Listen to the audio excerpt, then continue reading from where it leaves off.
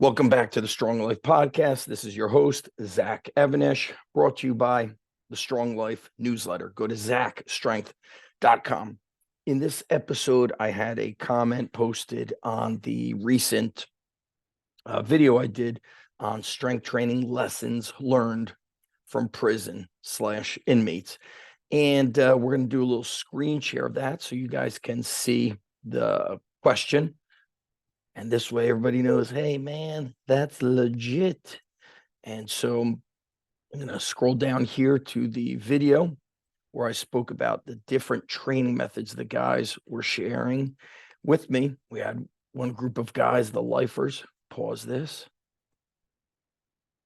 And they were in the former boxing team. And then one of the guys was a power bodybuilder, and he was on the former powerlifting team. Kind of heartbreaking that they stopped those programs for the guys. All right, team. So question came up here or comment on YouTube. By the way, when you comment on YouTube videos, it helps spread the word.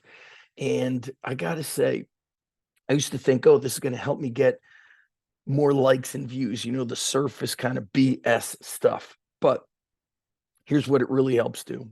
In a world where men and teenagers are struggling to get strong, I want this information to impact many, many more. So let's take a look here. Do you think, I'll highlight that, do you think calisthenics is better for fat loss than weights? I seem to lose weight faster when I only stick with calisthenics. So my answer is, and I'll expand on it, it's not so much that calisthenics are better for fat loss.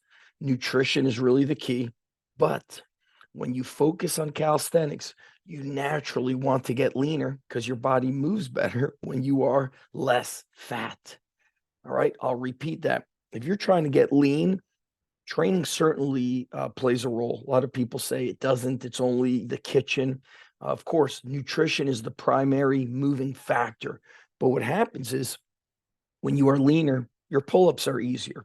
You can do jumping, sprinting, plyometrics easier. You feel better. You can run better. I remember was quite a while ago. I've been hovering around this 228-pound mark for probably over 20 years now. But I remember I was hovering around 212 pounds in my mid-20s. And I went through a very difficult graduate class. It was a graduate class condensed into a 3-week period, Monday through Thursday, 5 p.m. to 10 p.m.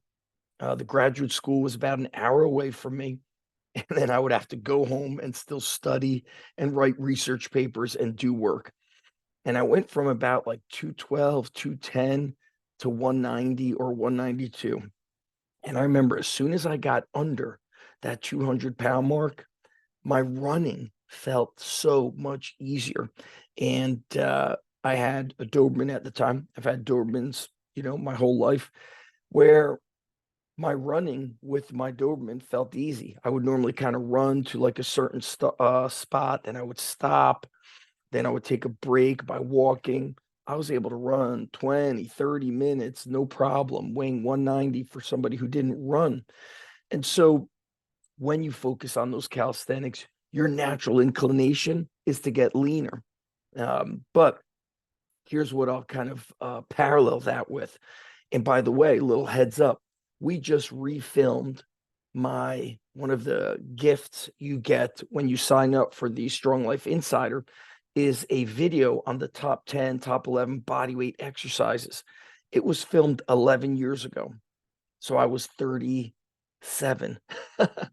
I banged out that whole video in 9 minutes. It was like a bodyweight circuit, plyometrics, pull-ups, rope climbs, boom, easy. I'm 48. And it was much tougher. It was a very difficult video to record. I showed a lot more variation and explained it a little bit more. But as I've gotten older and gained a little bit more body fat, lost a little bit of muscle through the aging process, this is all inspiring to battle back. So if your goal is to get leaner, then start incorporating more bodyweight training. You will naturally start eating leaner, you might have less steak and potatoes and more grilled chicken salads. You might have less raw milk. I'm a big fan of team raw milk, and just start drinking more water. You might start reducing your food intake earlier at night. I had a good friend of mine who I trained, jiu-jitsu black belt. He was a pretty heavy guy.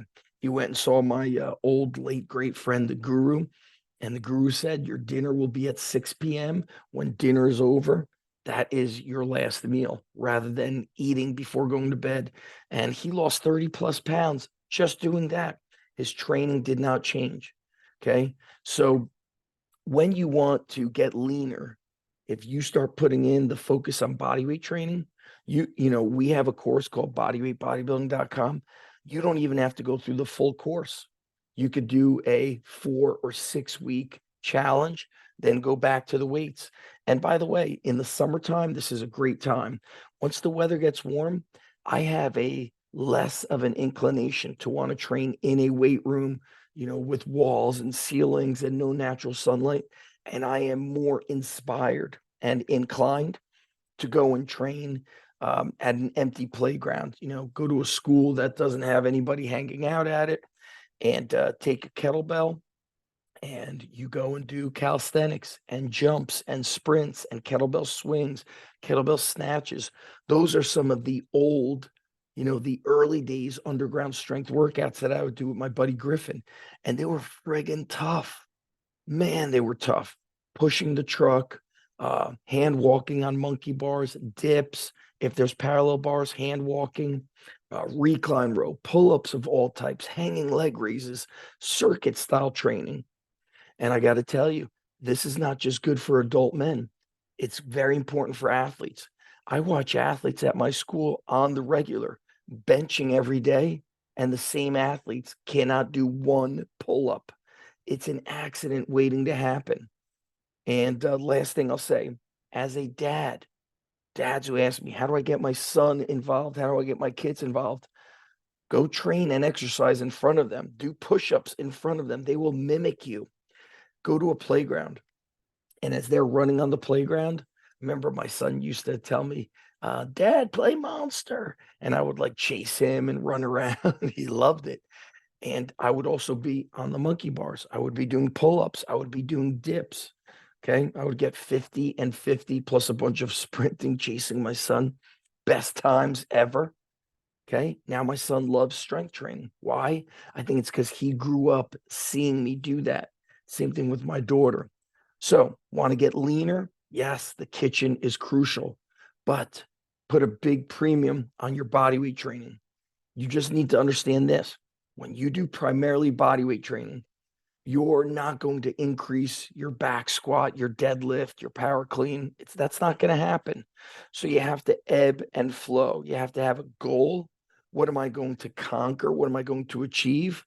I'm going to leave a little bit of this behind. We can't dominate in everything when it comes to the physical, right? You have the law of specificity, but there is nothing good about being fat. There's nothing good about lifting heavy barbells and unable to move your body. That's the strong and useless metaphor. Look those up. I have multiple articles and podcasts on that at zachevanesh.com. And check out the resources below. We've got Gladiator Strong under the Train Hard app, Strong Over 40 intro course, and business consulting. If you're a strength coach, you probably don't want to reach out to somebody about business information and say, can I pick your brain? Do I do that sometimes? Yes, but I have so much free content out there, and I find that people don't respect or value free. My time is limited with family and full-time strength and conditioning through my gym, through my school. And it's really a testament to all, I have bookshelves bending with business books and manuals and binders that I've purchased and read through for 20 plus years. And why did I take action? Because I have skin in the game. I invested. You want to get great at bodyweight training? Bodyweightbodybuilding.com. I'm out of here, guys. Have an awesome day, awesome week. Talk to you soon.